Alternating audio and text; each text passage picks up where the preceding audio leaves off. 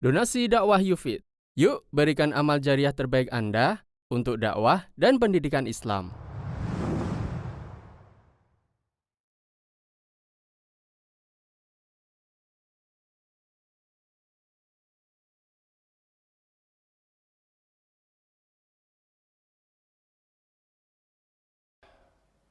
Nahmaduhu wa nasta'inuhu wa nastaghfiruh wa na'udzu billahi min syururi anfusina wa min sayyiati a'malina may yahdihillahu fala mudhillalah wa may yudlil fala hadiyalah wa asyhadu an la ilaha illallah wahdahu la syarikalah wa asyhadu anna Muhammadan abduhu wa rasuluh.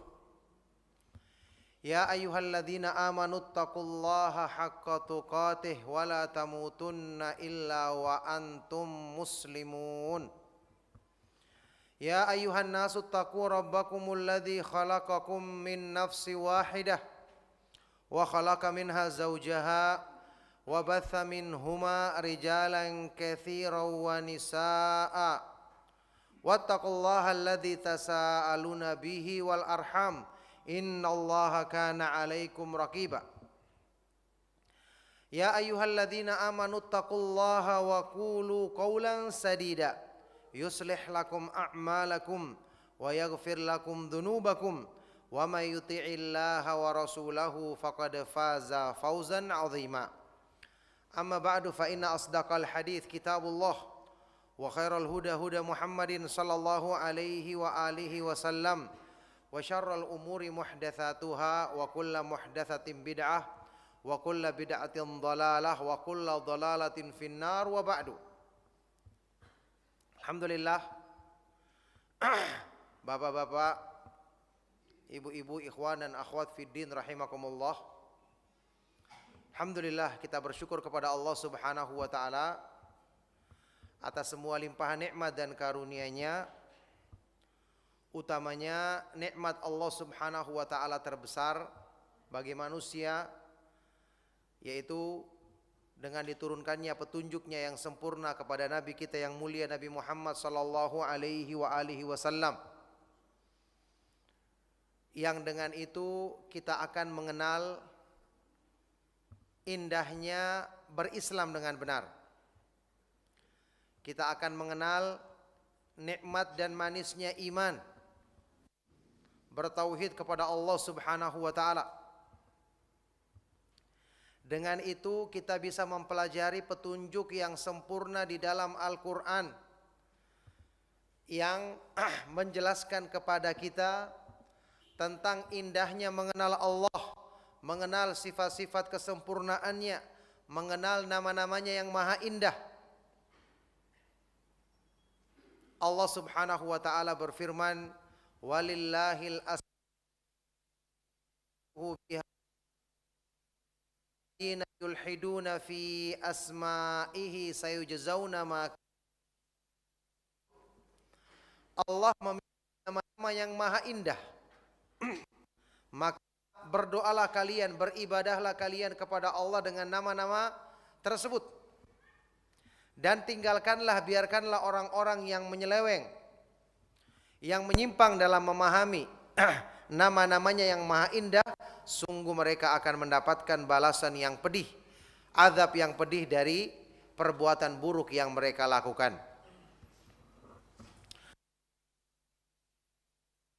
Dan siang hari ini setelah melaksanakan salat zuhur, dengan taufik dari Allah Subhanahu wa taala, kita dipertemukan dalam majelis ilmu membahas satu sifat Allah Subhanahu wa taala yang maha sempurna, yang pantas untuk diketahui oleh setiap orang yang beriman. Bahkan bisa jadi ini merupakan motivasi terbesar yang akan menumbuhkan dan menyempurnakan iman seorang hamba, yaitu memahami makna kedekatan dan kebersamaan Allah. Ingat, sewaktu kita membahas tentang nama-nama dan sifat-sifat Allah, ini adalah gerbang utama menuju kesempurnaan iman. Ini berarti kita sedang membicarakan ilmu yang paling mulia dalam Islam secara mutlak. Tidak ada sesuatu pun yang lebih mulia dibandingkan Allah Subhanahu wa taala. Dia maha mulia, maha agung. Sehingga ilmu tentang Allah, mengenal kemahaindahan nama-namanya dan sifat-sifatnya, tidak ada yang lebih tinggi kedudukannya dibandingkan ilmu itu. Makanya setiap ilmu yang kita pelajari, ukuran untuk menilai kemuliaannya adalah tergantung dari apa yang dipelajari dalam ilmu tersebut, yakni objek yang dibahas. Al-Imam Ibnu Qayyim rahimahullah ta'ala mengatakan, syaraful ilmi tabi'un li syarafi ma'lumihi. Kemuliaan satu ilmu itu mengikuti objek yang dipelajarinya. Allah Subhanahu wa taala tidak ada yang melebihi kemuliaannya. Berarti belajar tentang nama-nama dan sifat-sifat Allah adalah ilmu yang paling tinggi kedudukannya dalam Islam secara mutlak. Dan ini syarat utama untuk bisa memperbaiki iman, meraih takwa, memiliki rasa takut yang benar kepada Allah Subhanahu wa taala. Makanya salah faham dalam hal ini akan merusak semua iman, merusak semua amal ibadah seseorang, bahkan menggugurkannya. Ketika Allah Subhanahu wa taala berfirman dalam ayat yang kita kenal bersama tentang keutamaan belajar ilmu agama di dalam surat Fatir, innama yakhsyallaha min ibadihil ulama'u. Sesungguhnya yang takut kepada Allah di antara hamba-hambanya hanyalah orang-orang yang berilmu. Berilmu tentang apa? Tentu tentang Allah. Kenal dia nama-nama Allah, sifat-sifat kesempurnaannya.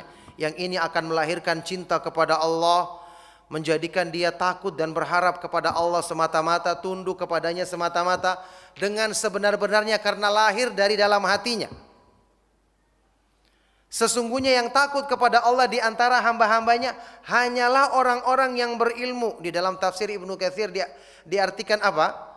Ay al-ulama'ul arifuna bihi, yaitu yang mengenal dan mengetahui tentang Allah.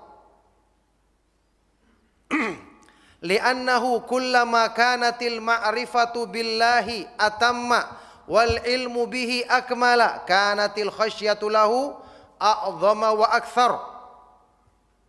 Hal ini dikarenakan semakin bertambah pengetahuan seseorang tentang Allah, tentang nama-nama dan sifat-sifatnya, semakin sempurna pengetahuannya tentang sifat-sifat Allah, maka otomatis rasa takutnya, ketakwaannya kepada Allah semakin besar dan semakin kuat pula. Bagaimana Anda akan mencintai Allah kalau tidak mengenal kesempurnaannya? Sedangkan orang Arab mengatakan man jahila syai'an adahu. Barang siapa yang tidak mengenal sesuatu, dia akan memusuhinya. Tak kenal maka tak sayang, itu kata orang Indonesia. Tidak mungkin seseorang itu bisa menyempurnakan keimanannya kalau dia salah memahami nama-nama dan sifat-sifat Allah. Makanya ibadah yang merupakan tujuan penciptaan hidup manusia tidak akan mungkin terwujud kalau tidak dilandasi dengan pengenalan yang benar tentang nama-nama dan sifat-sifat Allah. Oleh karena itu tauhid asma wa sifat ini menempati kedudukan yang sangat tinggi dalam agama. Tidak akan bisa dipisahkan dengan tauhid uluhiyah, juga tauhid rububiyah. Karena kita bisa beribadah kepada Allah dengan benar kalau di hati kita disertai rasa cinta dan tunduk kepada Allah. Coba kita bahas, apa sih makna ibadah sesungguhnya? Apa hakikatnya ibadah? Coba kita baca penjelasan Imam Ibnu Qayyim, sebelumnya guru beliau Syekhul Islam Ibnu Taimiyah. Mereka mengatakan al-ibadatu ibaratun amma yajma'u apa? Kamalal hubbi wa dhulli lillah. Ibadah itu adalah sesuatu yang menghimpun kesempurnaan cinta, cinta yang utuh dan perendahan diri yang sempurna kepada Allah. Ibadah itu bukan cuma gerakan anggota badan, bukan cuma ucapan lisan, harus ada cinta dasarnya di hati. Dan cinta ini akan tumbuh dan semakin kuat setelah kita semakin mendalami kesempurnaan sifat-sifat Allah. Tidak mungkin hati manusia mencintai sesuatu kalau dia tidak mengenal keindahannya. Ini tabiat semua manusia, sifat semua orang yang berakal. Semakin kita mengenal indahnya sesuatu, semakin kita kagum, tertarik, dan semakin kita mencintainya. Makanya Imam Ibnu Qayyim rahimahullah ta'ala mengatakan, man arafallaha bi asma'ihi wa sifatihi wa af'alihi ahabbahu la mahalata. Barang siapa yang mengenal Allah dengan nama-namanya yang maha indah, sifat-sifatnya yang maha sempurna, perbuatan-perbuatannya yang maha terpuji, pasti dia akan mencintai Allah.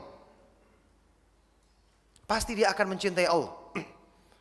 Sekarang ikhwan dan akhwat fiddin rahimakumullah, antum tahu kendala terbesar yang kita hadapi dalam hidup ya, berhubungan dengan masalah ikhlas dalam beribadah. Sulit. Dan ini adalah perkara yang paling berat diusahakan manusia, kecuali bagi orang-orang yang Allah mudahkan. Khusyuk dalam sholat. Kemudian bertawakal kepada Allah, takut dan hanya berharap kepadanya. Ini semua penopang-penopang, tiang-tiang penopang iman yang paling utama. Kendala yang terbesar yang kita hadapi dalam semua ini, perkara ini adalah karena hati kita belum menemukan tempat bersandar yang sesungguhnya, disebabkan kita masih bersandar kepada urusan dunia atau makhluk yang ada di sekitar kita. Kenapa? Karena hati kita belum mengenal dan menemukan tempat bersandar yang sesungguhnya. Akhirnya berpaling kepada makhluk. Contoh saja masalah ikhlas. Ikhlas itu adalah mendahulukan balasan di sisi Allah. Bagaimana kita bisa dahulukan balasan di sisi Allah, sementara gemerlapnya dunia tiap hari kita lihat, harta dan kedudukannya setiap hari kita baca berita tentangnya, kita lihat kilauannya. Tidak ada yang bisa mengalahkan semua ini kecuali kalau hati manusia telah mengenal perhiasannya yang paling indah, yaitu ketika dia mengenal manisnya iman, yang wujudnya adalah ketika dia bisa mencintai Allah lebih daripada apapun yang ada di dunia ini. Dan itu mudah. Kalau kita belajar Al-Quran dengan benar, kita baca tentang sifat-sifat kesempurnaan Allah. Nah inilah sebabnya, ya, kenapa di dalam Al-Quran antum tahu kisah tentang kenikmatan surga, kemudian ancaman dari azab neraka. Di dalam Al-Quran banyak tuh sedikit penjelasan tentang ini. Banyak kan? Tentang bidadari, tentang perhiasan dan seterusnya. Ini saja sudah bisa memberikan motivasi besar. Tetapi ternyata di dalam Al-Quran ada yang lebih banyak dibandingkan semua itu, yaitu penjelasan tentang sifat-sifat Allah dan perbuatan-perbuatannya yang maha terpuji. Kenapa? Karena ini pengaruhnya terhadap iman lebih besar lagi. Ibnu Taimiyah rahimahullah ta'ala di dalam kitab Majmu' Fatawa mengatakan, Al-Qur'anu fihi min dzikril asma'i was sifati aktsaru mimma fihi min dzikril akli wasyurbi wan nikahi fil jannah wal ayatul mutadamminatu li dzikril asma'i was sifati a'dhamu qadran min ayatil ma'ad. Di dalam Al-Qur'an, kata beliau, penjelasan tentang nama-nama dan sifat-sifat Allah lebih banyak dibandingkan penjelasan tentang kenikmatan surga, makanan, minuman, pernikahan di surga. Tentu masalah nikmat surga ini motivasi bagi kita untuk semangat beramal, iya kan? Tapi tentang nama-nama dan sifat-sifat Allah lebih banyak penjelasannya dalam Al-Quran. Berarti ini lebih besar lagi motivasi bagi kita untuk semangat beramal. Tidak mungkin keutamaan mengenal makhluk melebihi daripada keutamaan mengenal pencipta makhluk. Menurut akidah Ahlus Sunnah wal Jamaah, kenikmatan tertinggi di surga apa? bertemu dan memandang wajah Allah Subhanahu wa taala. Kalah semua. Bidadari di surga kalah. Memang itu nikmat besar. Istana-istana di surga, buah-buahan yang enak, yang nikmat, sungai-sungai, kebun-kebun, taman-taman, istana-istana emas, perhiasan dan semuanya, kenikmatan hakiki di surga. Tapi ketika manusia telah bertemu dengan Allah yang maha indah, pencipta semua keindahan di surga, mereka langsung melupakan kenikmatan di surga. Ini gambaran nikmatnya bertemu dengan Allah sampai semua nikmat di surga kalah. Maka begitulah gambaran orang yang mengenal Allah di dunia, kenikmatan atau perhiasan apapun akan kalah. Makanya iman itu perhiasan bagi hati manusia. Ya, tentang masalah kenikmatan surga ini, antum pernah dengar hadis sahih riwayat Imam Muslim dari sahabat yang mulia yang bernama Abu Yahya Suhaib ibnu Sinan radhiyallahu taala anhu. Suhaib ibnu Sinan Ar-Rumi radhiyallahu taala anhu. Beliau berkata, "Sami'tu Rasulullah sallallahu alaihi wasallam yaqul," aku pernah mendengar Rasulullah sallallahu alaihi wasallam bersabda, "Idza dakhala ahlul jannatil jannata, qala Allahu azza wa jal," ketika penghuni surga telah masuk ke dalam surga. Semoga Allah Subhanahu wa taala mudahkan kita semua termasuk golongan penghuni surga dengan rahmat dan karunia-Nya. Ketika penghuni surga telah masuk ke dalam surga, Allah berfirman kepada mereka, "Aturiduna syai'an azidukum?" Wahai penghuni surga, hal turiduna syai'an azidukum? Apakah kalian menginginkan sesuatu sebagai tambahan dari kenikmatan yang ada ini? Maka ketika itu penghuni surga menjawab, "Alam tubayyit wujuhana, alam tudkhilnal jannata wa tunjina minan nar." Bukankah engkau telah menjadikan putih berseri wajah-wajah kami? Bukankah engkau telah masukkan kami ke dalam surga dan selamatkan kami dari neraka? Ini jawaban penghuni surga. Maksudnya sudah senikmat ini apalagi tambahannya? Qala Rasulullah SAW bersabda, "Fayakshifu anil hijab." Ketika itulah Allah menyingkap hijab yang menutupi wajahnya yang maha mulia. "Fama u'tu syai'an ahabba ilaihim minan nadhari ila rabbihim azza wa jal." Setelah itu, setelah bertemu dan memandang wajah Allah, maka penghuni surga tidak merasakan satu pemberian yang lebih mereka sukai daripada ketika mereka bertemu dan memandang wajah Allah Subhanahu wa taala. Yakni kenikmatan yang lainnya langsung mereka lupakan waktu bertemu dengan Allah. Maha indah. Ya, memandang wajahnya yang maha mulia ini adalah kenikmatan tertinggi di akhirat. Sebagaimana kenikmatan di dunia, mengenal Allah dan merasakan nikmat ketika beribadah mendekatkan diri kepadanya adalah nikmat terbesar di dunia. Surga dunia yang sesungguhnya. Jadi, di sini yang perlu kita tekankan sebelum kita membahas makna kedekatan dan kebersamaan Allah, ketika membahas nama-nama dan sifat-sifat Allah, ini kita membahas ilmu yang paling utama, yang paling istimewa dalam Islam. Maka berarti memahaminya harus benar. Karena ini berhubungan dengan sebab yang menumbuhkan cinta, takut dan berharap kita kepada Allah. Ingat, ikhwan dan akhwat fiddin rahimakumullah, mencintai Allah itu kewajiban. Bahkan ini adalah landasan utama iman. Ruhnya iman. Iman tanpa cinta kepada Allah, tanpa takut dan berharap, seperti tubuh yang tidak punya nyawa. Mati imannya. Nah sekarang, mencintai Allah tidak akan bisa didapatkan kecuali dengan kita mengenal sifat-sifat kesempurnaannya dengan pemahaman yang benar. Pemahaman para ulama salaf. Berarti salah faham dalam masalah ini bisa berakibat fatal, menggugurkan ibadah dari landasannya, dari dasarnya, hancur. Coba antum perhatikan, di dalam Al-Quran ada 2 ayat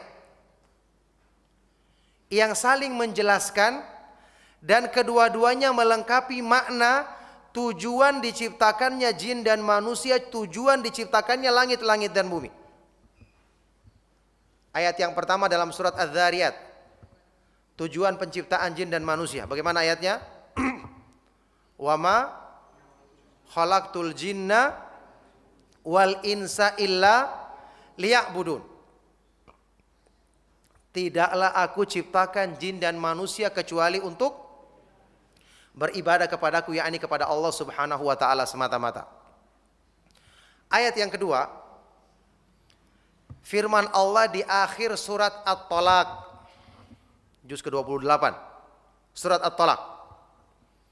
Allah Subhanahu wa taala berfirman, Allahul ladzi khalaqa sab'a samawati wa minal ardi mithlahunna yatanazzalul amru bainahunna lita'lamu annallaha ala kulli syai'in qadiru wa annallaha qad ahata bikulli syai'in ilma. Ini juga ada penjelasan tentang tujuan penciptaan langit-langit dan bumi. Saling menjelaskan dengan ayat Az-Zariyat tadi. Allah dialah yang menciptakan 7 lapis langit. Dan juga bumi seperti itu, 7 lapis. Yang kemudian perintah Allah, keputusan Allah turun di antara langit-langit dan bumi. Apa tujuannya Allah menciptakan semua itu? Lita'lamu, agar kalian mengetahui, mengenal wahai manusia. Annallaha ala kulli syai'in qadir. Allah Subhanahu wa taala Maha Kuasa atas segala sesuatu dan bahwasanya ilmu pengetahuannya meliputi segala sesuatu. Jadi yang kedua menjelaskan tujuan diciptakannya alam semesta agar kita mengenal sifat-sifat kesempurnaannya, kemahakuasaannya. Makanya di sini meskipun setiap manusia itu secara fitrah dia punya pengenalan terhadap penciptanya, tapi pengenalan ini tidak cukup sampai mereka mendalami bagaimana Allah memperkenalkan dirinya supaya manusia mencintainya, bahkan mencintainya lebih daripada segala sesuatu yang ada di dunia ini, yaitu melalui penjelasan tentang nama-nama dan sifat-sifat Allah yang merupakan mayoritas isi Al-Quran. Yang merupakan mayoritas isi Al-Quran. Inilah kandungan terbesar yang terdapat di dalam Al-Quran. Maka tidak heran, coba kita lihat. Di dalam Al-Quran, ayat-ayat yang menjelaskan tentang nama-nama dan sifat-sifat Allah, kebanyakannya bukan ayat-ayat yang paling panjang, bukan surat yang paling panjang, tapi dia yang paling utama. Contoh, ayat kursi. Apa kedudukannya ayat kursi? A'dhamu ayatin fi kitabillah. Disebutkan dalam hadis yang sahih, riwayatnya siapa? Ubay bin Ka'ab radhiyallahu ta'ala anhu. Ini adalah ayat yang paling agung di dalam Al-Quran. Padahal ayat kursi bukan ayat yang paling panjang. Coba lihat isinya ayat kursi. Apakah ada penjelasan tentang surga dan neraka? Tidak ada. Sifatnya orang yang beriman? Tidak ada. Tentang masalah sholat, puasa, zakat, jihad, haji, umroh? Tidak ada. Apa isinya ayat kursi? Dari awal sampai akhir tentang nama-nama dan sifat-sifat Allah. Berikutnya, surat Al-Ikhlas. Singkat dan kita semua hafal. Innaha la ta'dilu thulutsal Qur'an. Kata Rasulullah SAW dalam hadis riwayat Bukhari dan Muslim, sungguh surat Al-Ikhlas sebanding dengan sepertiga Al-Quran. Sebanding dengan sepertiga Al-Quran. Ya, artinya ayat-ayat yang paling agung ini kalau kita baca dan renungkan isinya paling besar keutamaannya. Kalau kita resapi maknanya paling besar pengaruhnya dalam menguatkan iman. Paling besar keutamaannya itu maknanya. Antum pernah dengar kisah yang disebutkan dalam Sahih Imam Bukhari, salah seorang sahabat Nabi SAW yang ketika Nabi SAW mengutus rombongan sariyah, peperangan, tapi tersembunyi. Ya, misalnya mereka berjalan di malam hari. Dan Rasulullah SAW tidak ikut kalau yang namanya sariyah. Maka dia menjadikan salah seorang sahabat sebagai pimpinan rombongan. Dia yang menjadi imam sholat dan dia yang menjadi pimpinan selama safar tersebut. Singkat ceritanya, sahabat yang mulia ini punya kebiasaan ketika dia mengimami sholat berjamaah, setelah membaca surat Al-Fatihah dan membaca surat lainnya, selalu diakhiri dengan bacaan surat Al-Ikhlas. Boleh, tidak ada masalah. Kita boleh baca lebih dari satu surat, ya, sebagaimana yang disebutkan dalam sunnah Rasulullah SAW. Tapi karena dia selalu mengakhiri dengan surat Al-Ikhlas, maka para sahabat yang lain bertanya-tanya. Akhirnya setelah perjalanan ini pulang sampai di Madinah, mereka bertanya dan menemui Rasulullah SAW untuk menanyakannya. Ketika mendengarkan keterangan ini, Rasulullah SAW bersabda kepada sahabat ini, kepada para sahabat yang bertanya, "Saluhu li ayyi syai'in yasna'u dzalik." Tanya kepadanya, kenapa dia berbuat seperti itu? Maka ketika ditanyakan kepadanya, sahabat ini menjawab, "Li'annaha sifatur rahman wa ana uhibbu an aqra'a biha." Karena ini adalah sifat-sifatnya Allah yang Maha Pemurah. Surat ini mengandung sifat-sifat Allah yang Maha Pemurah, dan saya suka, cinta untuk membaca surat yang seperti ini.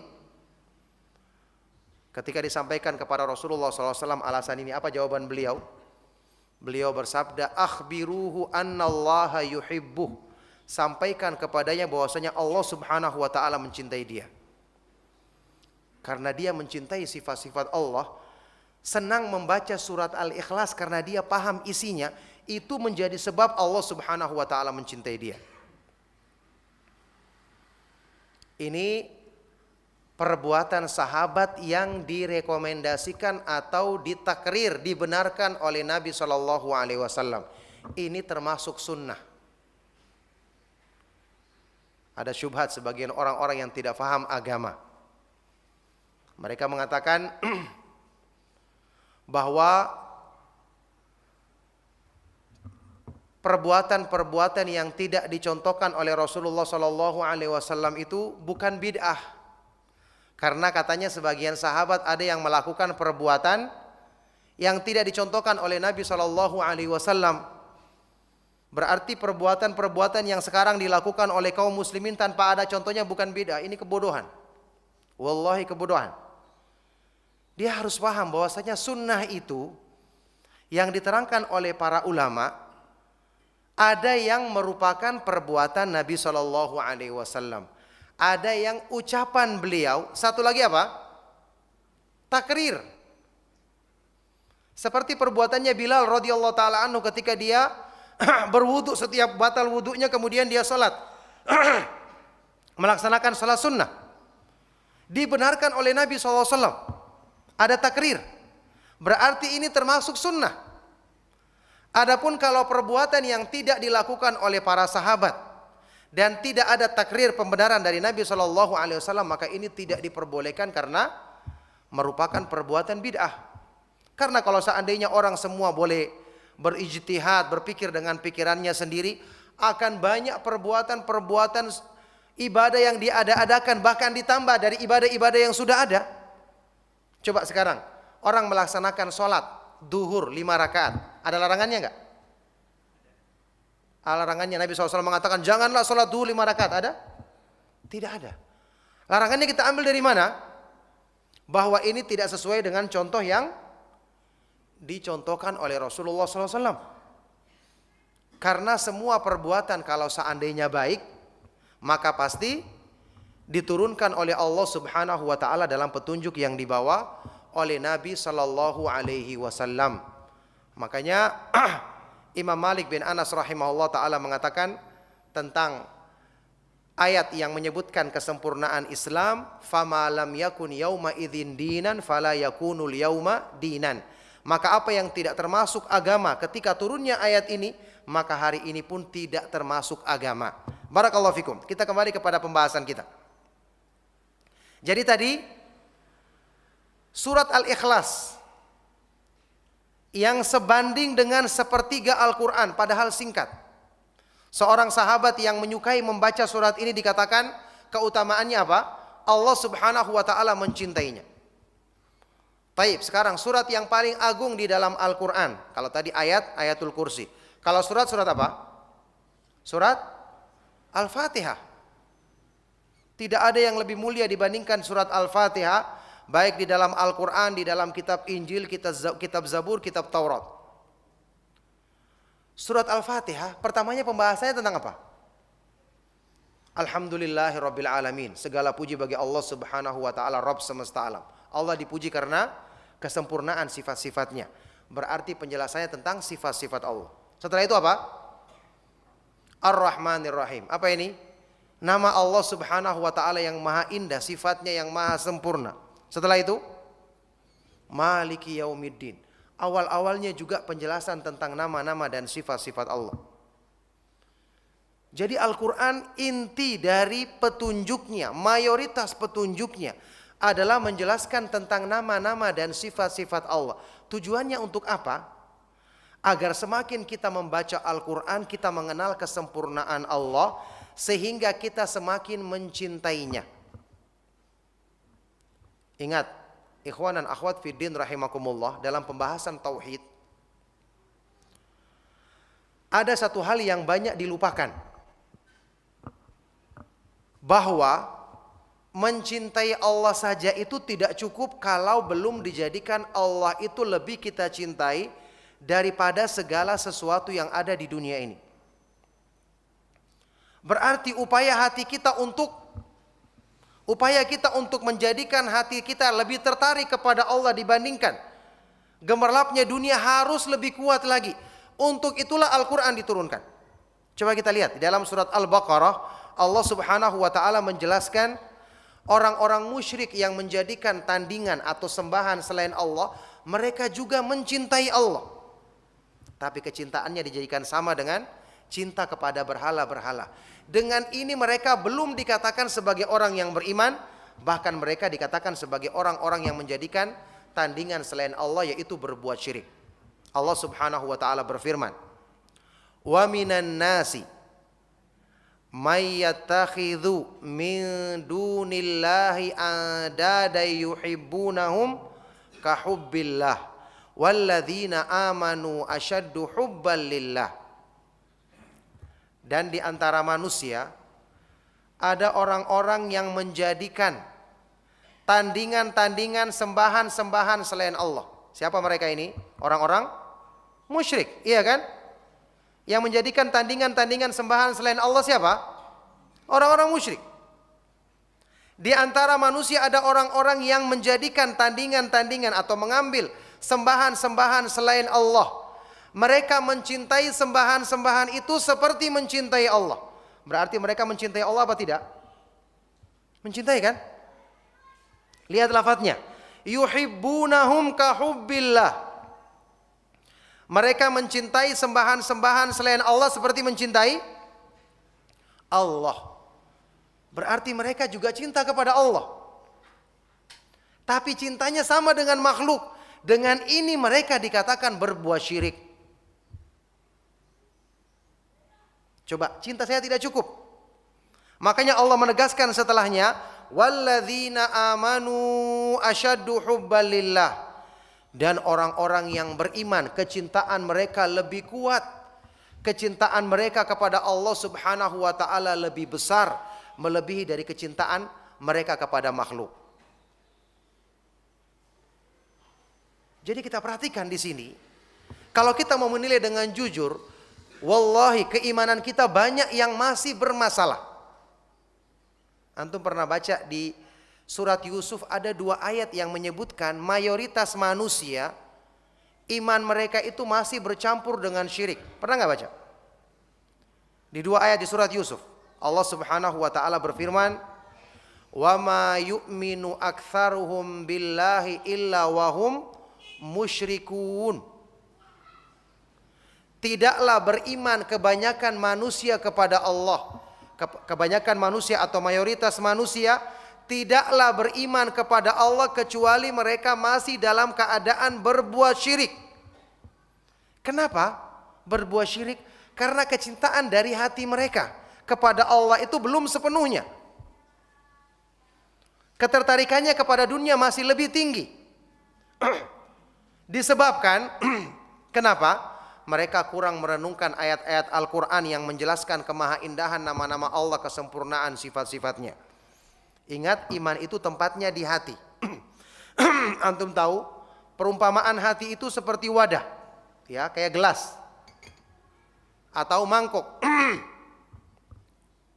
Yang namanya wadah itu harus ada isinya. Dan yang mengisi dia adalah sesuatu yang paling sering dikaguminya, sesuatu yang paling sering ditakutinya, sesuatu yang paling sering diharapkannya. Berarti orang banyak mengharapkan perkara-perkara dalam urusan dunia, pasti itu yang mengisi hatinya. Jarang dia membaca Al-Quran, merenungkan isi dan keindahan Al-Quran. Jarang belajar tauhid, otomatis hatinya akan sedikit diisi dengan iman. Itu pasti. Hati itu wadah. Ini ucapan dari sahabat yang mulia Ali bin Abi Thalib radhiyallahu taala anhu dengan sanad yang sahih. Al-qulubu aw'iyatun. Hati itu seperti wadah. Fa khairuha aw'aha. Maka sebaik-baik hati adalah, sebaik-baik wadah adalah yang paling luas daya tampungnya untuk ditampung dengan kebaikan. Sekarang sederhana saja, ya. Coba kita bisa membayangkan keadaan hati kita saat ini. Kenapa waktu kita belajar agama, waktu kita dengarkan pengajian, terasa perubahannya mungkin tidak begitu besar. Kita dengar pengajian, dengarkan nasihat. Mungkin waktu di dalam masjid, Masya Allah kita seolah-olah ingat. Tapi begitu keluar pintu, Masya Allah hilang lagi. Masuk dari telinga kanan, keluar lagi dari telinga kanan. Tidak sempat masuk ke dalam hati. Kenapa? Karena yang mau diisi dengan kebaikan sudah penuh terlebih dahulu. Penuh dengan apa? Penuh dengan syubhat dan syahwat yang kita pelajari di masa lalu. Hati itu wadah. Kalau Anda ingin menyingkirkan yang kotor supaya diisi dengan yang bersih, harus ada proses pembersihan dulu. Pengosongan dulu. Memang nasihat itu baik. Ya, ayat-ayat Al-Quran yang dijelaskan dengan tafsir yang benar sesuai dengan pemahaman para ulama Ahlussunnah wal Jamaah indah. Tapi masanya ketika kebaikan ini ingin menempel di hati, ternyata dia mendapati hati sudah penuh dengan kotoran. Tidak akan bisa masuk. Harus ada proses dulu, dibersihkan bertubi-tubi, digosok supaya bersih kembali, baru bisa masuk kebaikan. Makanya inilah kesalahan orang yang ketika dia membaca Al-Quran tidak merenungkan isinya. Padahal Al-Quran adalah sebaik-baik pengobatan penyakit hati, kita ketahui bersama. Ya, karena di antara fungsi terbesar Al-Quran, Allah Subhanahu wa taala yang Maha Pemurah mengetahui banyaknya kotoran hati kita yang menghalangi, mempersulit masuknya iman. Makanya Allah Subhanahu wa taala turunkan Al-Quran. Ya ayyuhan nasu qad ja'atkum mau'idhatum mir rabbikum wa shifaa'un lima fis sudur. Wahai sekalian manusia, sungguh telah datang kepadamu sebaik-baik nasihat dari Allah di dalam Al-Quran dan apa? Obat untuk membersihkan penyakit hatimu. Itulah Al-Quran. Oleh karena itulah, ikhwan dan akhwat fiddin rahimakumullah, saya persingkat karena mengingat waktu. Belajar tentang nama-nama dan sifat-sifat Allah, ini adalah pelajaran yang paling utama untuk kita usahakan kalau kita ingin meraih kesempurnaan iman dari pintunya yang benar. Semua ibadah, semua bentuk penghambaan diri, kalau bukan melalui pintu memahami nama-nama dan sifat-sifat Allah, maka akan sia-sia. Tidak ada yang lebih utama daripada mengenal Allah Subhanahu wa taala. Sebagaimana kenikmatan tertinggi di akhirat nanti adalah ketika bertemu dan memandang wajah Allah Subhanahu wa taala. Kenikmatan tertinggi di dunia adalah merasakan manisnya iman yang wujudnya berupa kenikmatan, kesejukan hati ketika kita beribadah dan mendekatkan diri kepada Allah Subhanahu wa taala. Sebagaimana sabda Rasulullah sallallahu alaihi wasallam tentang salat, wa ju'ilat qurratu aini fis shalah, dijadikan kesejukan hatiku, penghibur bagi jiwaku ketika aku menunaikan salat. Makanya belajar akidah itu kalau salah, akibatnya sangat fatal. Orang yang melanggar tauhid uluhiyah, beribadah kepada Allah Subhanahu wa taala semata-mata dilanggar oleh seseorang, kemudian melakukan perbuatan dosa yang paling besar, yaitu apa? Perbuatan syirik. Menyekutukan Allah Subhanahu wa taala. Kalau menyekutukan Allah dalam ibadah saja sudah syirik, apalagi sampai salah dalam memahami nama-nama dan sifat-sifat Allah Subhanahu wa taala. Antum tahu ada perbuatan dosa yang lebih besar daripada perbuatan syirik? Tahu enggak? Ada enggak dosa dalam Islam yang lebih besar daripada perbuatan syirik? Ada apa tidak? Hah? Apa itu? Dosa yang keburukannya lebih besar daripada perbuatan syirik. Ternyata ada. Yaitu berbicara tentang Allah tanpa ilmu. Salah dalam memahami sifat-sifat kemuliaan Allah. Apa dalilnya? Dalilnya ada dalam surat Al-A'raf. Dan yang menjelaskannya adalah Al-Imam Syamsuddin Ibnu Qayyim al-Jauziyah rahimahullah ta'ala dalam kitab beliau Bada'iul Fawaid. Dosa yang keburukannya lebih besar daripada perbuatan syirik, karena Allah sendiri yang mengurutkan dosa ini di atas perbuatan syirik. Nanti kita cari ayat berapa dalam surat Al-A'raf. Saya tidak ingat nomor ayatnya. Allah Subhanahu wa taala berfirman, "Qul innama harrama rabbikumul fawahisha." Qul innama harrama rabbiyal fawahisha ma dhahara minha wa ma batan. Wal ithma wal baghya bighairil haqqi wa an tusyriku billahi ma lam yunazzil bihi sultana wa an taqulu 'alallahi ma la ta'lamun. Ini ada urutan penyebutan dosa dari yang paling rendah sampai yang paling tinggi. Itu penjelasan Imam Ibnu Qayyim rahimahullah taala. Katakanlah ya Rasulullah kepada manusia, sesungguhnya Allah Subhanahu wa taala hanyalah mengharamkan perbuatan-perbuatan yang keji, yang nampak maupun tidak nampak. Yang tidak nampak itu maksudnya yang terdapat dalam hati manusia, seperti sifat hasad, ya, atau kesombongan, iri, dengki, dan seterusnya. Wal ithma, dan perbuatan-perbuatan dosa lainnya. Wal baghya bighairil haqqi, dan perbuatan zalim, menganiaya tanpa alasan yang benar. Ini semakin lama semakin tinggi. Setelah itu, wa an tusyriku billahi ma lam yunazzil bihi sultana, dan kamu melakukan kesyirikan, perbuatan menyekutukan Allah yang Allah tidak menurunkan keterangan tentangnya. Di atasnya lagi, wa an taqulu 'alallahi ma la ta'lamun, dan kamu berbicara tentang Allah, tentang sifat-sifatnya dengan sesuatu yang kamu tidak punya ilmu tentangnya. Kadang-kadang orang meremehkan ketika membahas tentang sifat-sifat Allah. Ada sebagian orang yang benar-benar lancang. Apa yang ada dalam pikirannya tentang Allah itu diungkapkan. Menurut pertimbangan dia, ini kan baik. Anda salah. Allah itu sifatnya bukan cuma baik, tapi maha baik. Al-Husna, maha indah, bukan cuma indah. Ya, Al-Asmaul Husna, nama-nama Allah yang maha indah, atau Al-Ismul Ahsan kalau bentuk tunggalnya. Apa artinya Al-Ahsan atau Al-Husna? Balighatun fil husni goyataha, mencapai puncak dalam kemaha indahannya. Makanya untuk bisa mencapai kriteria ini tidak boleh kita gunakan akal kita. Kita harus hanya menetapkannya sesuai dengan apa yang Allah tetapkan bagi dirinya dalam Al-Quran dan yang ditetapkan oleh Rasulullah SAW dalam hadis-hadis yang sahih. Contoh sederhana, Allah Subhanahu wa taala memiliki nama misalnya Al-Alim, maha mengetahui atau maha berilmu. Ya, Al-Khabir, maha rinci pengetahuannya. Tiba-tiba ada orang mengatakan Allah itu maha jenius. Karena menurut dia jenius kan tingkat kecerdasan yang paling tinggi.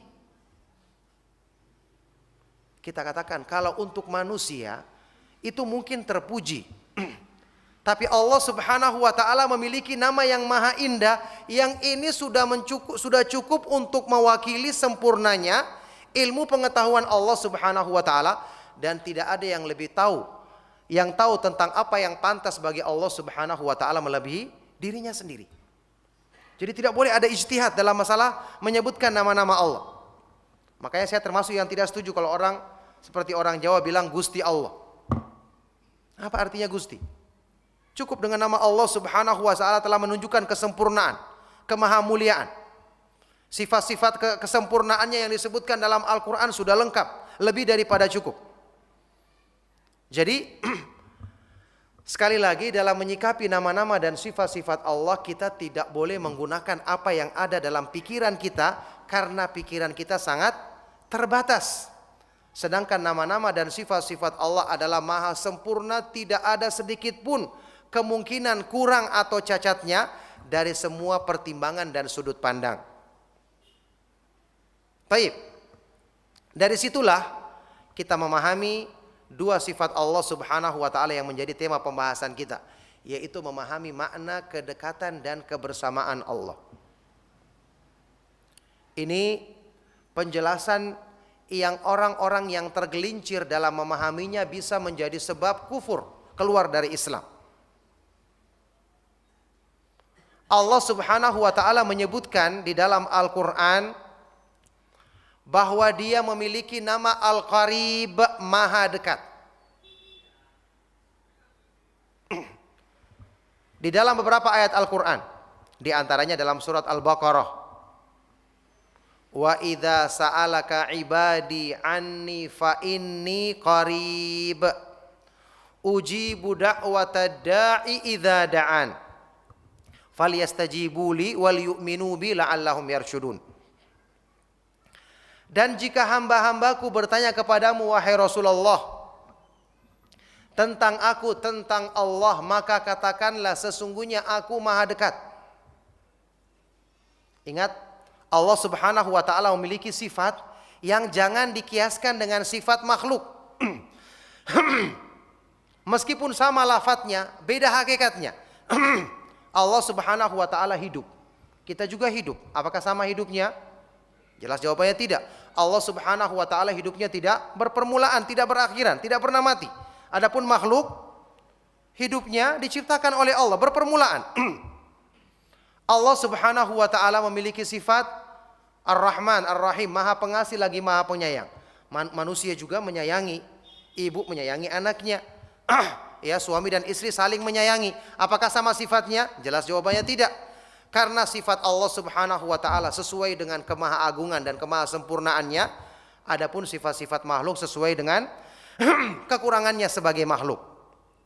Jadi, sewaktu kita menyebutkan sifat Allah, tidak boleh kita bawa apa yang kita pahami dari makhluk. Sekarang, di kalangan makhluk saja, sifat itu bisa berbeda-beda meskipun sama namanya. Contoh misalnya, saya katakan kepada antum, apa definisi atau arti kata lembut? Ada yang bilang lembut itu artinya orang yang tidak suka marah, orangnya kalem, sabar, tidak cepat emosi. Saya katakan itu orang kan, manusia. Kalau kain, masa kain bisa marah?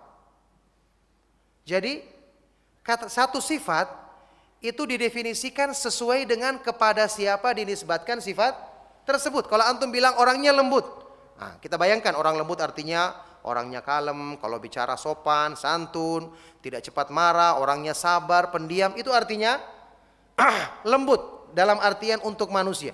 Tapi kalau kita katakan kain yang lembut, apa artinya? Apakah kain ini tidak suka marah? Maksudnya adalah kain yang halus, enak dipakai, bahannya tidak menyakitkan kulit dan seterusnya. Jadi sifat itu sesuai dengan kepada siapa sifatkan. Kalau di kalangan makhluk saja bisa berbeda-beda maknanya, apalagi antara makhluk yang penuh dengan kekurangan dengan Allah Subhanahu wa taala yang maha sempurna. Ini cara memahami nama-nama dan sifat-sifat Allah Subhanahu wa taala. Laisa kamitslihi syai'un wa huwas samiul basir. Allah Subhanahu wa taala tidak serupa dengan sesuatu dan Dia maha mendengar lagi maha melihat. Baik. Sekarang Allah Subhanahu wa taala maha dekat. Kedekatan Allah Subhanahu wa taala tidak sama dengan kedekatan makhluk. Karena Allah Subhanahu wa taala maha dekat, bersamaan dengan itu Dia yang menyebutkan tentang dirinya bahwa Dia adalah Al-Aliyyu, yang maha tinggi. Al-A'la, sabbihisma rabbikal a'la, sucikanlah nama Rabbmu yang maha tinggi. Berarti Dia tinggi di atas semua makhluknya. Kemudian sifat istiwa di atas arsy yang disebutkan dalam Al-Quran lebih dari 10 ayat. Ar-Rahmanu 'alal arsy istawa. Allah yang maha pemurah beristiwa, ya, tinggi di atas arsy-Nya. Arsy adalah makhluk Allah yang paling besar dan paling tinggi. Allah Subhanahu wa taala di atasnya, dan Dia maha tinggi dan lebih besar dibandingkan semua makhluknya. Berarti makna kedekatan Allah tidak bertentangan dengan makna kemahatinggian Allah. Allah Subhanahu wa taala maha dekat karena Dia maha sempurna pendengarannya terhadap doa-doa dan permohonan hamba-hambanya. Makanya kedekatan Allah Subhanahu wa taala diartikan oleh sebagian dari para ulama Ahlus Sunnah wal Jamaah kedekatan yang hanya bersifat khusus. Ditujukan bagi orang-orang yang berdoa seperti ayat tadi, Allah akan mudah kabulkan permohonan doanya. Ditujukan bagi orang-orang yang memohon pertolongan kepada Allah, Allah Subhanahu wa taala maha dekat dan mudah mengabulkan permohonannya untuk memohon perlindungan kepada Allah Subhanahu wa taala. Oleh karena itulah kata para ulama, Allah Subhanahu wa taala qaribun fi uluwihi wa alin fi qurbihi. Allah Subhanahu wa taala maha dekat dalam kemahatinggiannya dan Dia maha tinggi dalam kemahadekatannya. Jadi kedekatan di sini bukan kedekatan zat. Karena Allah Subhanahu wa taala tidak mungkin bercampur dengan makhluknya. Allah Subhanahu wa taala kedekatannya maha sempurna dalam artian tadi, Dia dekat kepada hamba-hambanya yang beribadah kepadanya, berdoa, memohon pertolongan, dekat dengan hamba yang sujud kepadanya dan melakukan amal-amal kebaikan. Taib, itu makna dekat. Nanti akan semakin jelas waktu kita menjelaskan makna kebersamaan. Kebersamaan, al-ma'iyah dalam bahasa Arab. Ini kita singkat karena waktu. Al-ma'iyah, kebersamaan. Ini disebutkan juga dalam banyak ayat Al-Quran. Al-ma'iyah disebutkan dalam beberapa ayat Al-Quran, misalnya dalam firman Allah Subhanahu wa ta'ala surat Al-Hadid. Wa huwa ma'akum aynama kuntum wallahu bima ta'maluna basir. Allah Subhanahu wa ta'ala bersama kamu dimanapun kamu berada. Dimanapun kamu berada, dan Allah Subhanahu wa ta'ala maha melihat apa yang kamu lakukan. Ini kebersamaan yang bersifat umum, meliputi semua makhluk. Ingat, akidah Ahlus Sunnah wal Jamaah dalam memaknakan nama-nama dan sifat-sifat Allah, kita harus mengartikannya dalam makna yang ditunjukkan dalam bahasa Arab. Karena Al-Quran diturunkan dalam bahasa Arab. Taib, kalau begitu apa arti ayat ini, Allah bersama kamu dimanapun kamu berada?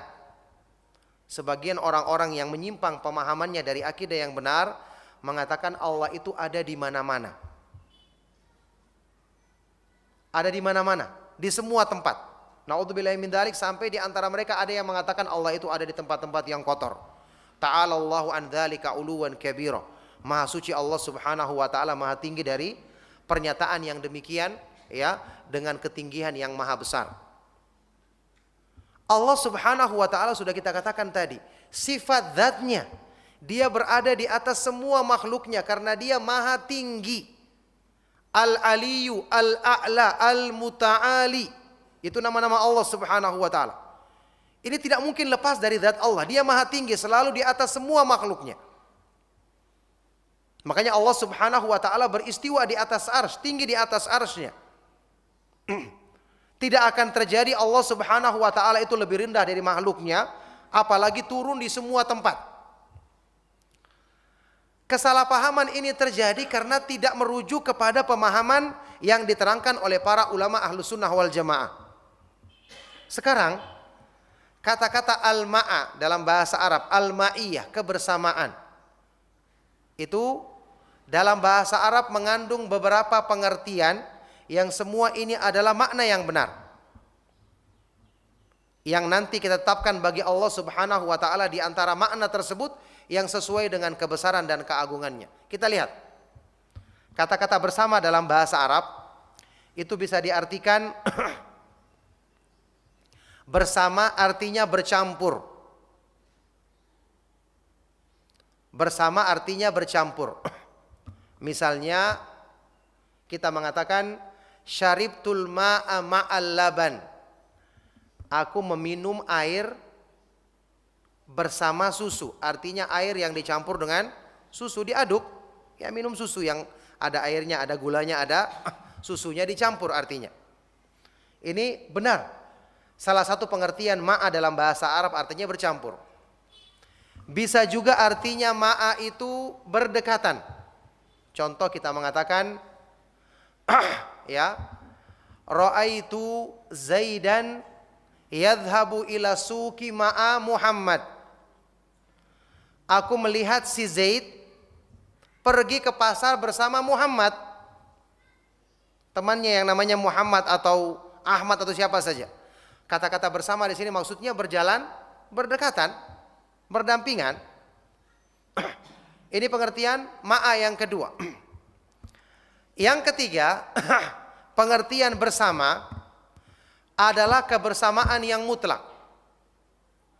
Tidak berdekatan dan tidak bercampur. Ada salah satu yang bersama dikatakan bersama. Contoh pernyataan orang Arab dalam bait-bait syair mereka.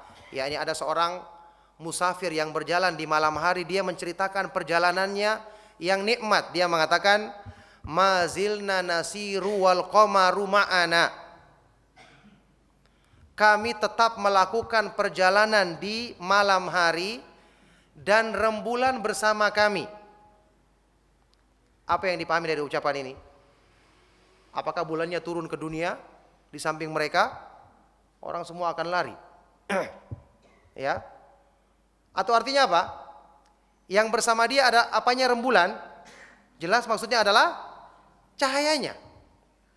Dikatakan bersama padahal bulannya tidak turun ke bumi, tetap bulannya di atas langit, bersinar di atas. Tapi ketika cahayanya menyertai mereka dikatakan rembulan bersama kami. Sama dengan orang tua yang mengatakan ketika anaknya pergi merantau, pergilah kamu nak, doaku bersamamu. Apakah doanya ibunya ini ngikut dia atau ibunya berdoa dari rumahnya? Berdoa dari rumahnya ibunya. Dengan dia berdoa dari rumahnya menyebut anaknya dikatakan doaku bersamamu. Padahal bukan doanya yang pergi, temani dia berjalan. Ini contoh makna kebersamaan yang ternyata tidak mengandung arti harus zatnya berdekatan. Inilah yang diartikan oleh para ulama tentang makna kebersamaan Allah Subhanahu wa taala seperti yang disebutkan dalam ayat tadi, diakhiri dengan wallahu bima ta'maluna basir. Allah Subhanahu wa taala Maha melihat apa yang kamu lakukan. Jadi Allah Subhanahu wa taala bersama makhluknya dengan penglihatannya yang sempurna, pendengarannya yang sempurna, pengawasannya yang sempurna, mengawasi perbuatan makhluknya. Sehingga tidak ada yang luput dari pengawasannya. Contoh lagi yang disebutkan dalam masalah ini, ya, yang saya bawakan sebagai contoh dalam bahasa kita, bahasa Indonesia, yaitu ketika misalnya ada salah seorang dari yang sering kita dengar mungkin di televisi, ketika presiden misalnya menyampaikan pidato kenegaraan, pembawa acara akan mengatakan, ya, saudara-saudara sebangsa dan setanah air, marilah kita bersama-sama menyimak pidato kenegaraan yang dibawakan oleh Bapak Presiden. Kira-kira maksudnya apa? Apakah kita berkumpul semua di seluruh Indonesia, semua orang berkumpul di satu ruangan untuk mendengarkan karena dikatakan bersama-sama mendengarkan, atau masing-masing mendengarkan di rumahnya sendiri-sendiri? Tentu maksudnya mendengarkan di rumahnya sendiri. Tapi karena perhatiannya sama, dikatakan bersama. Dikatakan bersama, dan ini makna yang benar. Jadi makna kebersamaan Allah Subhanahu wa taala dalam ayat tadi artinya kebersamaannya dengan pengawasannya yang sempurna, pendengarannya yang sempurna, penglihatannya yang sempurna, ketentuannya yang berlaku pada semua makhluknya secara sempurna. Semua makna rububiyah Allah Subhanahu wa taala.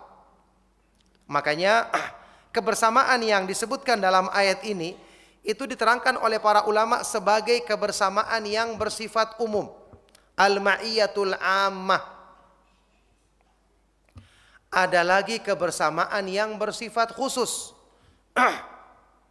Allah Subhanahu wa taala melihat, mengawasi dan mengatur semua makhluknya.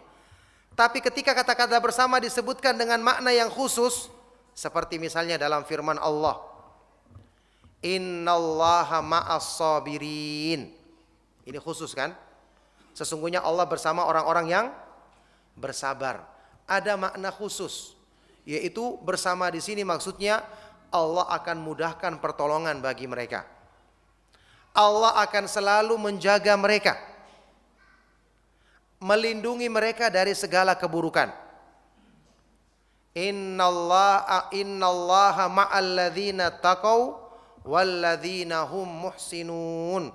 Sesungguhnya Allah Subhanahu wa taala bersama orang-orang yang bertakwa dan orang-orang yang selalu berbuat kebaikan. Ini juga kebersamaan yang bersifat khusus. Ini wajib diyakini. Makna khusus ini yang dikehendaki oleh orang-orang yang beriman. Makanya kenapa kita semangat untuk bersabar? Karena Allah menjanjikan kebersamaannya yang khusus. Kebersamaan yang mengandung arti pertolongan, taufik dalam segala kebaikan, penjagaan dari segala keburukan. Bahkan kebersamaan Allah ada yang bersifat lebih khusus lagi. Kalau tadi masih disebut orang-orang yang bersabar, orang-orang yang bertakwa, Allah bersama mereka, orang-orang yang berbuat kebaikan. Ini adalah yang lebih khusus, yang Allah Subhanahu wa taala terangkan misalnya ketika menyebutkan para nabi dan para rasulnya. Seperti ketika Rasulullah sallallahu alaihi wasallam dan Abu Bakar As-Siddiq radhiyallahu taala anhu di dalam gua bersembunyi dari kejarannya orang-orang kafir Quraisy. Rasulullah sallallahu alaihi wasallam bersabda bagaimana? La tahzan innallaha ma'ana. Janganlah kamu bersedih hati karena sesungguhnya Allah bersama kita. Bersama kita berdua. Ini kebersamaan yang khusus, yang menunjukkan dekat dan sangat dekatnya pertolongan Allah kepada mereka, maka tidak perlu khawatir dikejar oleh musuh sebanyak apapun. Sama dengan firman Allah kepada dua nabinya yang mulia Musa dan Harun alaihi wassalatu wassalam. Ya. Innani ma'akuma asma'u wa ara. Ketika diutus keduanya untuk menghadap Fir'aun, Allah berfirman menenangkan hati kedua nabinya yang mulia ini. Sesungguhnya aku bersama kalian berdua. Aku mendengar dan bisa melihat perbuatan kalian berdua. Saya mengawasi perbuatan kalian berdua. Allah Subhanahu wa taala berfirman, aku bersama kalian berdua mendengarkan dan melihat. Ini kebersamaan yang lebih khusus lagi. Nah, inilah akidah Ahlus Sunnah wal Jamaah dalam memahami sifat-sifat Allah. Kita harus memahaminya seperti yang diterangkan oleh para ulama kita, agar tidak kita mengartikannya dengan makna yang salah atau keliru. Apalagi yang sampai bertentangan dengan sifat-sifat kesempurnaan Allah Subhanahu wa taala, sifat-sifat kemahatinggiannya. Ini sekedar contoh saja ya tentang masalah memahami kebersamaan, makna kebersamaan dan kedekatan Allah, dan saya juga pernah menulis makalah tentang ini, pernah dimuat di majalah As-Sunnah beberapa edisi yang lalu. Karena kesalahpahaman dalam masalah ini bisa menjerumuskan seseorang ke dalam kekufuran. Seperti orang yang mengatakan Allah berada di mana-mana, kemudian timbul keyakinan sesat, ya ini Allah bisa menyatu dengan makhluknya. Ini semua adalah keyakinan yang kufur karena salah memahami makna kesempurnaan sifat-sifat Allah, sehingga mereka mengartikan sifat-sifat kesempurnaan Allah itu hanya berdasarkan yang ada dalam pikirannya saja atau dengan perasaannya saja. Yang akhirnya syaitan membawa tipu dayanya untuk menjerumuskan manusia karena salah paham dalam masalah memahami akidah yang benar berdasarkan pemahaman para sahabat radhiyallahu taala anhum ajmain. Oleh karena itulah, ikhwan dan akhwat fiddin rahimakumullah, sekali lagi memahami sifat-sifat Allah dengan benar ini akan memotivasi kebaikan besar dalam diri kita, karena inilah yang akan menumbuhkan keimanan dari dasarnya. Contoh, kita memahami makna kedekatan Allah. Allah Maha dekat. Kita lihat amalan-amalan besar di dalam Islam itu Allah Subhanahu wa taala janjikan balasan baginya dengan makna yang disebutkan dalam sifat-sifat kesempurnaannya ini. Contoh misalnya amalan dalam salat kita yang disebut-sebut oleh sebagian dari para ulama ini adalah rukun salat yang paling tinggi keutamaannya, yaitu sujud misalnya. Apa keutamaannya sujud? Ya, keadaan hamba yang paling dekat dengan Allah. Yang paling dekat dengan Allah, disebutkan kedekatan dengan Allah. Di dalam hadis riwayat Imam Muslim, Rasulullah sallallahu alaihi wasallam bersabda, "Aqrabu ma yakunul 'abdu min rabbih wa huwa sajid, fa aktsiru du'a fihi." Sedekat-dekatnya keadaan seorang hamba dari Allah adalah ketika dia sujud. Karena sujud ini bentuk penghambaan diri yang paling sempurna. Di mana seorang hamba meletakkan anggota badannya yang paling mulia, wajahnya sejajar dengan tanah, dalam rangka mengagungkan membesarkan Allah. Makanya dikatakan ini adalah keadaan hamba yang paling dekat dengan Allah, yaitu ketika dia sujud, maka perbanyaklah doa padanya. Dengan disebutkan dia paling dekat dengan Allah, ini menunjukkan hamba tersebut akan termotivasi untuk selalu melakukan amal ibadah ini, karena mendekatkan dia kepada Allah Subhanahu wa taala. Dan kedekatan kepada Allah bagi orang-orang yang beriman, kebersamaan yang khusus dengan Allah, ini sudah cukup menjadi balasan yang sebesar-besarnya. Ketenangan yang hakiki di dalam hatinya. Seperti yang disabdakan oleh Rasulullah sallallahu alaihi wasallam dalam hadis yang saya sebutkan tadi, "Wa ju'ilat qurratu aini fis shalah." Dijadikan kesejukan hatiku ketika aku menunaikan salat. Makanya kalau kita pahami dengan benar makna sifat-sifat kesempurnaan seperti ini, itu akan menjadi motivasi yang sangat besar dalam semangat kita berlomba-lomba dalam kebaikan, semangat kita dalam menegakkan peribadatan yang benar kepada Allah Subhanahu wa taala. Barakallahu fikum, ma'asyiral ikhwa wal akhwat fiddin rahimakumullah. Jadi masih banyak contoh dari sifat-sifat kesempurnaan Allah yang perlu kita pelajari, yang akan menumbuhkan iman kita. Makanya saya nasihatkan selalu dalam beberapa kajian buku-buku yang membahas tentang dengan rinci tentang makna nama-nama dan sifat-sifat Allah. Ini sangat perlu untuk kita baca. Ini adalah ilmu yang paling agung dalam Islam secara mutlak. Seperti buku yang ditulis oleh Syekh Abdul Razak, Fikih Al-Asma'ul Husna. Sudah ada terjemahannya, ya. Ini buku yang sangat bermanfaat. Beberapa tahun yang lalu juga saya pernah bahas di kajian rutin di Roja TV atau di Radio Roja. Ya, Fikih Al-Asma'ul Husna. Di sini penjelasan tentang bagaimana kandungan dan makna yang indah yang terkandung dalam setiap nama-nama Allah Subhanahu wa taala dan pengaruhnya dalam menumbuhkan iman. Ini buku yang sangat bermanfaat untuk kita baca. Di samping di buku-buku para ulama yang lainnya, seperti kitab-kitab yang ditulis oleh Syekh Abdurrahman As-Sa'di, tentu sebelumnya Imam Ibnu Qayyim, Syekhul Islam Ibnu Taimiyah, juga banyak terdapat penjelasan masalah dalam tafsir Ibnu Katsir dan buku-buku para ulama yang lainnya. Maka ini semua yang menjadi sebab kita selalu bersemangat untuk belajar akidah yang benar berdasarkan pemahaman para ulama Ahlus Sunnah wal Jamaah. Karena ternyata ini yang memperbaiki ibadah kita dari dasarnya dan akan menyempurnakan nilainya menjadikan semakin tinggi keutamaannya di sisi Allah Subhanahu wa taala. Barakallahu fikum. Sampai di sini insyaallah saya cukupkan nasihat yang bisa saya sampaikan dalam kesempatan kali ini tentang memahami makna kedekatan dan kebersamaan Allah Subhanahu wa taala, dan secara umum memahami makna nama-namanya yang maha indah dan sifat-sifatnya yang maha sempurna. Demikian, mohon maaf jika ada yang salah dan kurang. Saya cukupkan.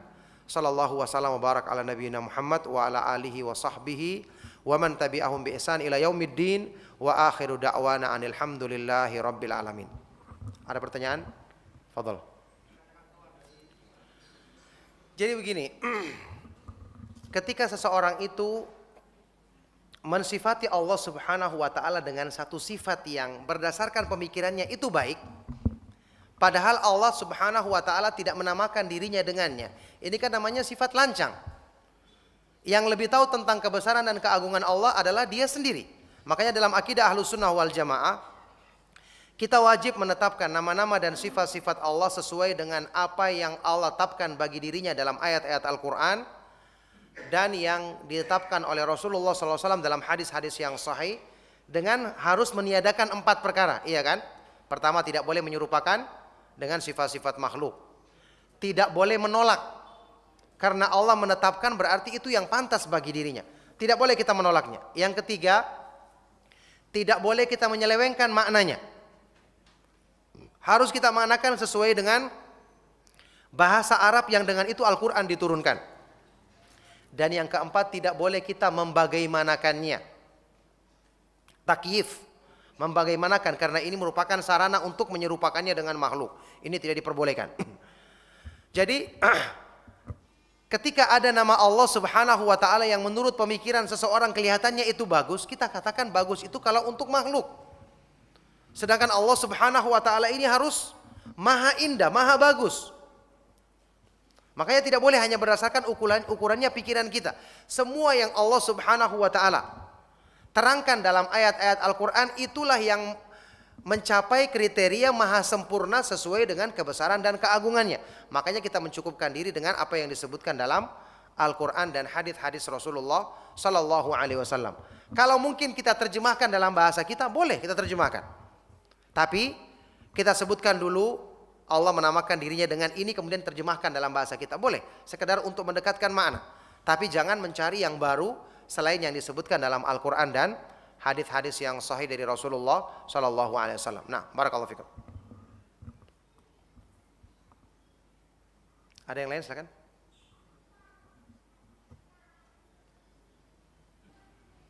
Seluas langit-langit dan bumi. Iya. Jadi lafadznya seperti itu. Jadi ada, kalau yang terdapat dalam surat Al-Imran, ya wasari'u ila magfirati min rabbikum wa jannatin arduhas samawati wal ard. Bersegeralah kalian untuk mencapai pengampunan dari Allah dan untuk meraih surga yang luasnya seperti langit-langit dan bumi. Itu disebutkan dalam surat Ali Imran. Dalam sebagian ayat yang lain disebutkan arduha ka ardis samawati wal ard. Luasnya seperti luasnya langit-langit dan bumi. Selalu langit itu disebutkan dalam bentuk jamak. Sedangkan al-ard itu disebutkan dalam bentuk tunggal. Cuman kata para ulama, al-ardu atau bumi itu juga 7 lapis berdasarkan ayat yang tadi kita baca di akhir surat At-Talaq, karena disebutkan wa minal ardi mithlahunna, dan bumi juga seperti itu. Bumi itu 7 lapis. Jadi penyebutannya demikian. Ya, jadi bumi itu satu tapi dia ada 7 lapis. Adapun kalau langit-langit itu terpisah-pisah menjadi 7 lapis langit, maka disebutkan dalam bentuk jamak. Barakallahu fikum. Nah, bentuk lebih dari satu. Ya.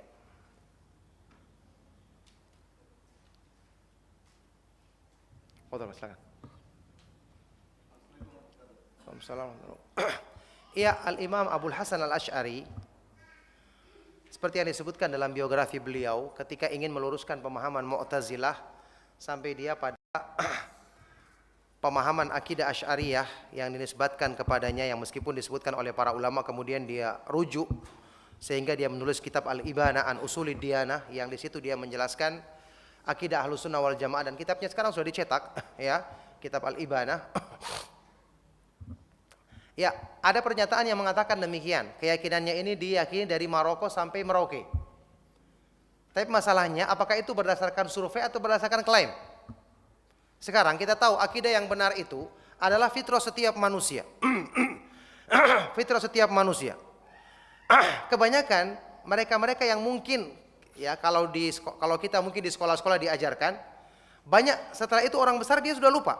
Menunjukkan akidah ini tidak ada penekanan. Karena kalau kita baca sumber-sumber akidah yang ditulis oleh orang-orang Asy'ariyah, silakan baca bukunya, itu hampir tidak ada dalilnya. Disebutkan inilah 1, 2, 3 sifat Allah yang terbatas. Kalau ada yang mengatakan demikian, maka beginilah jawabannya. Kalau dikatakan seperti ini, hampir tidak ada dalilnya. Kemudian, secara logika sangat mudah untuk dibantah. Jadi, tentu saja akidah Asy'ariyah lebih baik daripada Mu'tazilah, karena akidah Asy'ariyah dia tidak menolak sifat-sifat Allah, dia hanya mentakwilkan sifat-sifat Allah ke dalam sifat yang sudah mereka tetapkan karena alasan tidak masuk akal. Nah, tidak masuk akal ini harusnya kita tanyakan akalnya siapa? Allah menetapkan bagi dirinya dan Allah menurunkan bahasa Al-Qur'an dengan bahasa Arab yang jelas. Masalah akidah itu masalah yang paling dibutuhkan, iya kan? Dalam keyakinan, tidak mungkin Allah menggunakan bahasa-bahasa yang sulit dipahami, bahasa-bahasa isyarat. Contohnya, Ar-Rahmanu 'alal arsy istawa. Allah Subhanahu wa taala beristiwa di atas arsy-Nya. Mereka mengartikan Allah berkuasa di atas arsy-Nya. Menguasai arsy-Nya. Secara bahasa mana yang menunjukkan istawa diartikan istaula? Kalau diartikan kemudian Allah Subhanahu wa taala menguasai arsy-Nya, juga akan timbul makna yang rancu. Ya. Setelah Allah Subhanahu wa taala menciptakan langit-langit dan bumi, kemudian Allah beristiwa di atas arsy-Nya. Berarti kemudian Allah menguasai arsy-Nya. Setelah itu berarti baru Allah menguasai. Sebelumnya Allah tidak menguasai. Akan timbul banyak masalah. Kemudian orang yang menggunakan bahasa isyarat itu adalah orang yang takut. Misalnya kita takut sama seorang pakai bahasa isyarat karena kelemahan kita. Allah Subhanahu wa taala siapa yang bisa lemahkan dia? Kemudian tujuannya Allah menjelaskan masalah akidah untuk memperjelas atau membingungkan? Tentu untuk memperjelas. Jadi banyak sekali akan timbul masalah dengan pentakwilan yang mereka lakukan. Ala kulli hal, kita katakan akidah Asy'ariyah itu tidak seburuk akidah Jahmiyah atau Mu'tazilah yang menolak semua nama-nama dan sifat-sifat Allah. Cuman kalau seandainya diadakan diskusi pembicaraan yang lebih dekat kepada akal, akidah Ahlussunnah wal Jamaah adalah sangat sesuai dengan akal sehat. Kenapa? Kita menetapkan sifat-sifat Allah apa adanya sesuai dengan apa yang Allah tetapkan bagi dirinya. Tapi jangan serupakan dengan sifat makhluk. Itsbatun bila ta'til, itsbatun bila tamthil, wa tanzihun bila ta'til. Menetapkan sifat-sifat Allah tanpa menolaknya, menetapkan sifat-sifat Allah tanpa menyerupakan dengan makhluk, dan mensucikan Allah tanpa menolak sifat-sifatnya. Kita akan selamat. Karena orang-orang yang berakidah Asy'ariyah, kita mengatakan, Anda misalnya menolak sifat Allah, Allah mencintai. Ya, yuhibbuhum wa yuhibbunahu. Allah mencintai mereka dan mereka mencintai Allah. Innallaha yuhibbut tawwabin. Allah mencintai orang-orang yang bertobat. Mereka mengatakan mencintai di sini adalah iradatul in'am, kehendak Allah untuk memberikan nikmat.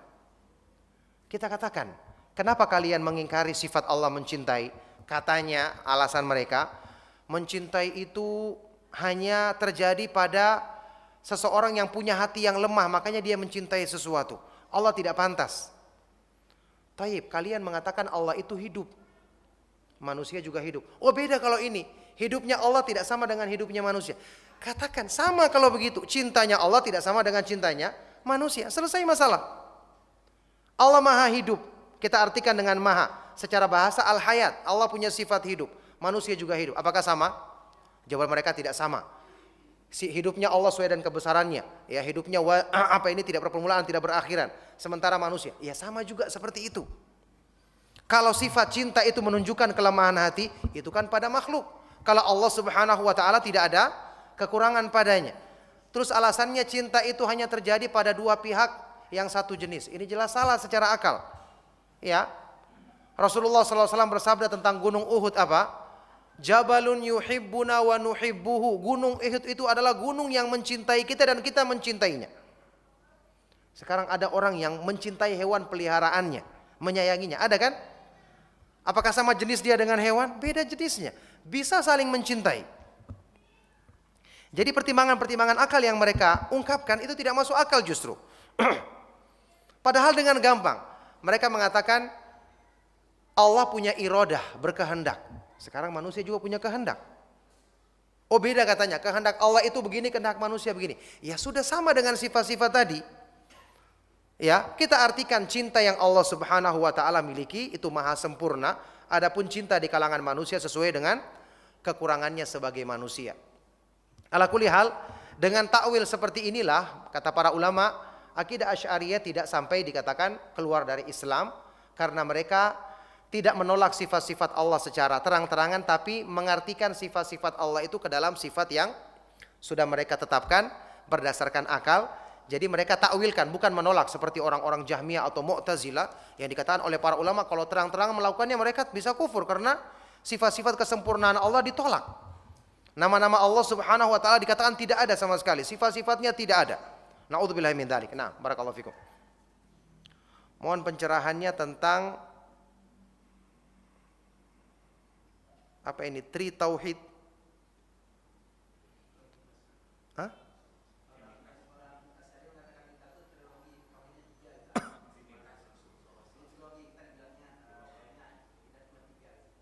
Apa itu maksudnya tiga itu?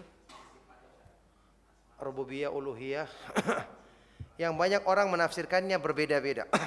Sebenarnya kalau cuma istilah, bukan kembali pada makna istilah. Para ulama ketika membahas tauhid ada yang menyebutkan tiga, uluhiyah, rububiyah dan asma wa sifat. Ada yang mengatakan lagi dua.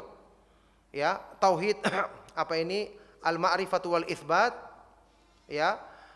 Tauhid dalam mengenal dan menetapkan, ini mencakup asma wa sifat dan rububiyah. Ada juga yang mengatakan tauhid iradah wal qasd, dalam kehendak dan maksud. Ya, ini tauhid uluhiyah. Ada istilah-istilah dari para ulama, tidak ada masalah kalau cuma sekedar istilah saja. Yang penting pemahaman yang benar dalam meyakininya.